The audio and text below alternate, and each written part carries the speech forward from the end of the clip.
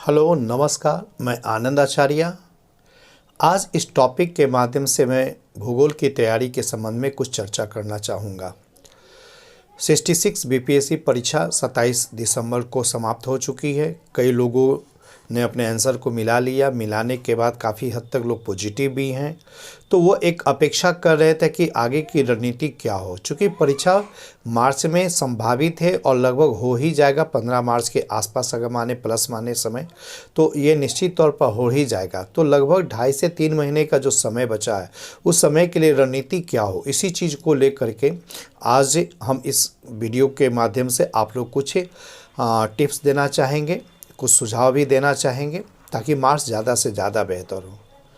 देखिए, सबसे पहली बात यहाँ चीज़ को ध्यान रखें, सफलता का कोई शॉर्ट ट्रिक नहीं होता, लेकिन अगर आप स्ट्रेटजी सही तौर पर बनाते हैं तो निश्चित तौर पर सफलता आपको पहली बार ही और अच्छी सफलता मिल सकती है।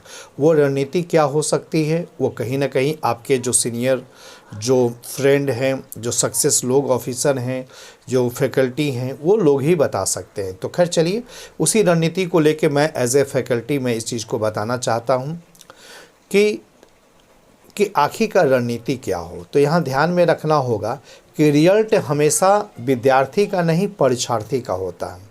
एक वर्ड को याद रखिएगा कि जब तक आप परीक्षार्थी नहीं बनेंगे तब तक आपका रिजल्ट नहीं होगा। तो विद्यार्थी और परीक्षार्थी में क्या अंतर है? तो विद्यार्थी जो होता है काफ़ी हद तक कंटेंट का अध्ययन कर लेता है, काफ़ी हद तक अध्ययन भी कर लेता है, लेकिन परीक्षार्थी के रूप में कन्वर्ट नहीं हो पाता, इसलिए उनका परिणाम अनुकूल नहीं हो पाता। यहाँ कहने का सीधा तात्पर्य यह है कि परीक्षार्थी बनने के लिए सबसे पहले आपको विगत पूछे गए प्रश्नों को ध्यान में देना है, उस प्रश्न के उत्तर को आपको तैयार करने हैं, कंटेंट को तैयार करने, समयबद्ध तरीके से लिखना, क्वालिटी वाला लिखना, निष्कर्ष होना चाहिए। ये जो खासकर परीक्षा जिसमें आपकी तैयारी भले ही आधी अधूरी हो, लेकिन परीक्षा के दृष्टिकोण से अगर आप तैयारी करते हैं तो बेहतर आप परीक्षार्थी बन सकते हैं। लगातार अगर ज्योग्राफी के अगर मार्किंग को देखिएगा तो मार्किंग काफ़ी बेहतर आ रहा, तो इसके पीछे सबसे बड़ा कारण है कि लोग परीक्षार्थी के रूप में अपने आप को तैयार कर रहे हैं।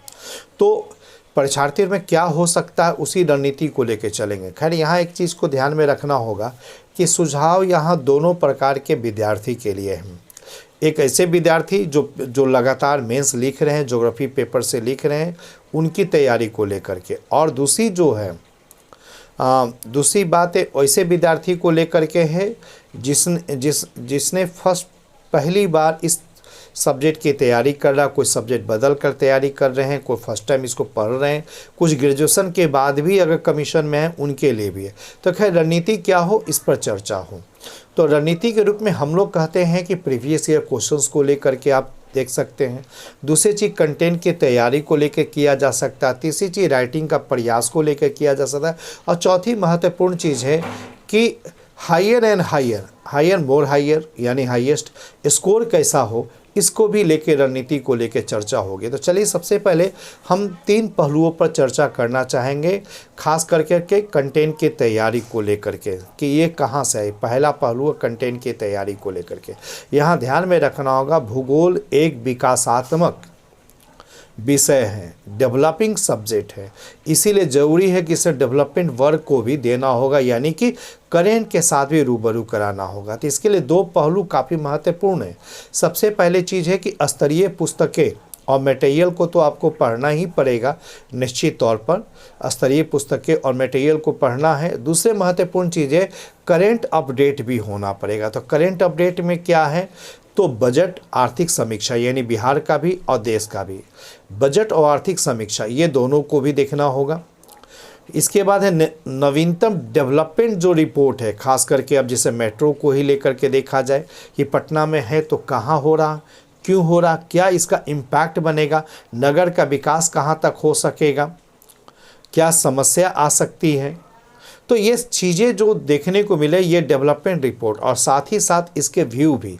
तो व्यू को डेवलप करने के लिए ज़रूरी है कि आपके वैसे अग्रज जो काफ़ी संतुलित विचार को रखते हैं, सरकार सम्मत विचारों को रखते हैं, तार्किक विचारों को रखते हैं, उन विचारों को सुने।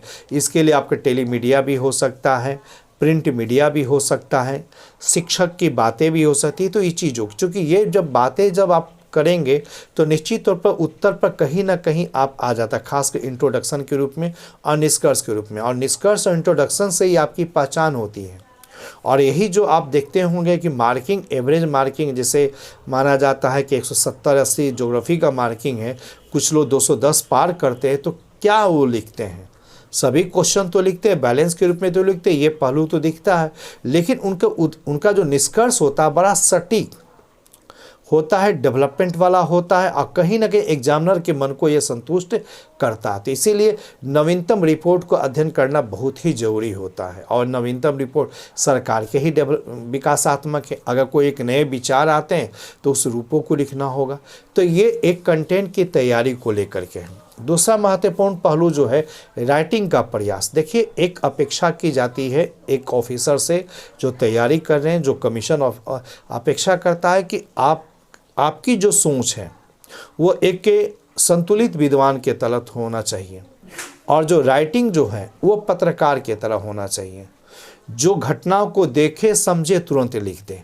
और आजकल खास करके सवालों को देखेंगे कुछ न कुछ नवीनता के साथ जोड़ रहा है। तो ऐसे परिस्थितियों में आपको पत्रकार की तरह लेखनी चलाना बहुत ही जरूरी, इसलिए निरंतर अभ्यास होना चाहिए। लेकिन कई लोग को यहाँ एक चीज़ को ध्यान रखेंगे, मैं इस पर डिफ़र कर सकता हूँ। कई कहते हैं कि दिन भर आप लिखें, लेकिन ध्यान रखना, मेरा कहना है लिखेंगे क्या? जब तक कंटेंट नहीं होगी, सोच नहीं हो, तो क्या लिखेंगे?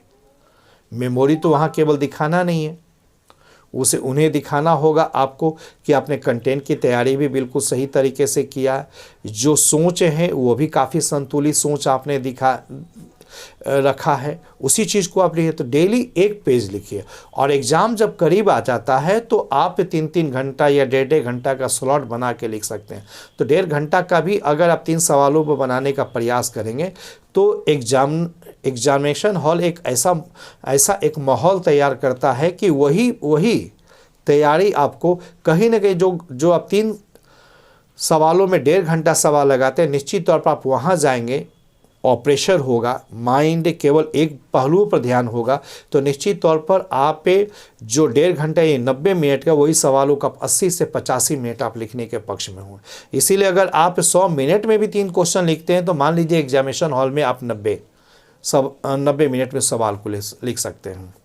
इसके अलावा देखिए, जो हमने कंटेंट की चर्चा किया था, जैसे देखिए 1-2 सवाल जो आया था पिछले बीपीएससी को लेकर के,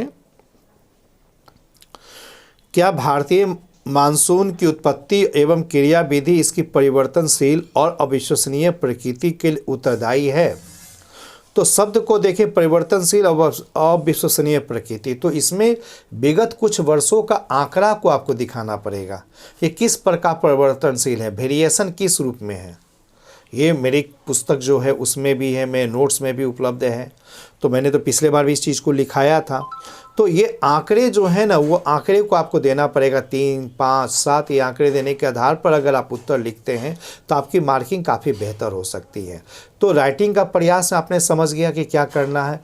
सबसे पहले इसको राइटिंग का दूसरा जो कंटेंट था राइटिंग का प्रयास पर, इसमें आपको करना होगा कि पहली चरण में लास्ट 5 ईयर्स क्वेश्चंस जो इंक्लूडिंग पिछले साल को आप देखें, प्रैक्टिस इसका भले ही नहीं करें, 65वीं का प्रैक्टिस आप नहीं करें, लेकिन 64वीं से लेकर पहले का प्रैक्टिस करते पहले 5 साल, इसका 2 साल और बढ़ा देंगे, 7 साल के सवालों को आप देखेंगे। उसके बाद कहा जाता है कि कॉपी पर समयबद्ध तरीके से लिखें और क्वालिटी वाला।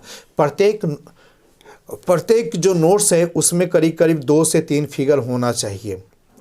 इसके बाद का भी वीडियो बनाएंगे, कौन सवाल में कौन कौन सा होगा, कौन सा फिगर होगा, उस चीज़ों को भी लास्ट टाइम 65वीं बीपीएससी में भी मैंने चर्चा की थी। इस बार पुनः 66 के लिए भी मैं चर्चा करूंगा, तो वो फिगर को भी दिखाना होगा। निष्कर्ष और इंट्रो होना बहुत ही ज़रूरी है, क्योंकि ये दोनों ही आपकी पहचान मानी जाती है। तो राइटिंग का प्रयास इस रूप में करना। और राइटिंग से देखिए क्या इंपॉर्टेंस होता है इसका। सबसे पहले जो आप वर्ड यूज़ करते हैं वो क्लियर हो जाता, फ्लो हो जाता। दूसरी चीज़ें हैं कि आप सोच में तो आता ही है, साथ ही साथ जो आपकी थिंकिंग है और जो राइटिंग है उन दोनों में जो गैपिंग सामान्यतः जो देखी जाती है वो गैपिंग कम हो जाएगा।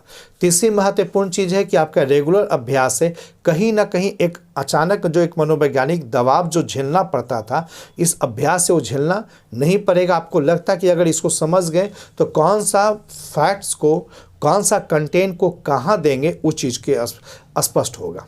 ठीक है, तो ये दो पहलू पर चर्चा हो रही है। तीसरा हायर स्कोर। देखिए हायर स्कोर को लेकर के हमारे वीडियो प्रीवियस भी आया था और इस बार भी कुछ नए के चीज़ को लेकर के हम कहना चाहेंगे कि फ़िलहाल हायर स्कोर के रूप में आप देखेंगे कि 6 सवाल हैं। वर्ल्ड ज्योग्राफी में 3 सवाल, इंडियन और बिहार मिला के 3 सवाल। तो हाई स्कोर कैसा होगा कि आप फिगर बेस्ड, डेवलपिंग बेस्ड अगर क्वेश्चंस को लिखते हैं तो आपकी मार्किंग काफ़ी ज़्यादा बेहतर होती है। ट्रेडिशनल सवालों से हटकर अगर कॉन्सेप्चुअल क्वेश्चंस को लिखते हैं और अगर आपके कॉन्सेप्ट अगर बिल्कुल उनको एग्जामिनर को अगर पसंद आ जाता है तो स्कोर काफ़ी बेहतर है। ये आप पर डिपेंड होता है कि आप मार्किंग एवरेज रखना चाहते हैं या ज़्यादा रखना चाहते हैं। ज़्यादा रखना चाहते हैं तो थोड़ा सा रिस्क इस रूप में लेना पड़ेगा कि कॉन्सेप्चुअल सवालों पर आप ज़्यादा फोकस करें, कॉन्सेप्चुअल सवालों पर ज़्यादा फोकस करें। ट्रेडिशनल सवालों की तुलना में हम लोग दोनों स्तर पर पढ़ते हैं, पढ़ाते भी रहे हैं, लेकिन हम लोग कहते हैं कि ट्रेडिशनल सवाल उत्तर मार्किंग मिल सकता है लेकिन एक एवरेज मार्किंग होता है। लेकिन जब नए सवाल जब बनते हैं, व्यू के साथ जोड़ते हैं, कॉन्सेप्ट के साथ दिया जाता है, ऐसे सवालों का अगर आप उत्तर लिखते हैं, अगर आपके तर्कों से एग्जामिनर संतुष्ट होता है तो मार्किंग काफ़ी ज़्यादा होता है। और दूसरी चीज़ ये है कि अगर बहुत ज़्यादा पसंद ना भी आए तो एवरेज की तुलना में भी आपकी मार्किंग ज़्यादा बेहतर दिखती है। तो अभी तक का जो ट्रेंड जो दिखने को मिला है कॉपी पर जो मार्किंग जो हो रहा, ये ट्रेंड का इसी रूप है। दूसरी चीज़ें हैं, दूसरी सलाह यह है कि जो 3 सवाल जो इंडियन ज्योग्राफी का है, तो 3 सवाल में हम लोग इसको 4 सेक्शन में बांटते हैं कि 4 सवालों की तैयारी अगर आप करते हैं तो निश्चित तौर पर आप पे ज़्यादा बेहतर हो सकता है। सबसे पहले बिहार से 2 लॉन्ग क्वेश्चन जब पूछे जाने लगा तो बिहार में चूँकि मटेरियल काफ़ी कम है और मुझे लगता है मेरा बिहार का भूगोल जो है वो एक बेहतरीन पुस्तक के रूप में हो सकता है। तो अगर उसका कंटेंट और न्यू डेवलपमेंट रिपोर्ट को अगर आप अगर ऐड करते हैं तो निश्चित तौर पर 2 सवाल इसमें बेहतर बना सकते हैं। इसके अलावा है पहला जो सेक्शन भारत का भौतिक विन्यास को लेकर के आता है कि मिट्टी हो, चाहे हिमालय पर्वत की उत्पत्ति हो, मानसून हो, अगर ये सवालों को देखते हैं तो ये सवाल इसमें से पूछे जाते हैं तो ये भी आप लिख सकते हैं। ये भी एक फिजिकल पार्ट ही है था जिसमें कि मार्किंग काफ़ी अच्छा। लेकिन डेवलपमेंट के मामले में देखा जाए कृषि, उद्योग, परिवहन के साधन, अगर ये 3 पहलू में से भी एक क्वेश्चन पकड़ा जाता है, अगर बजट के व्यू को, सरकार के व्यू को, अगर डेवलपमेंट रिपोर्ट को अगर आप देते हैं तो नेचुरली अन्य के तुलना में इसका मार्किंग काफ़ी बेहतर हो सकता है। तो इंडियन ज्योग्राफी में यही एक सेक्शन है जिसका मार्किंग ज़्यादा उठा सकते हैं।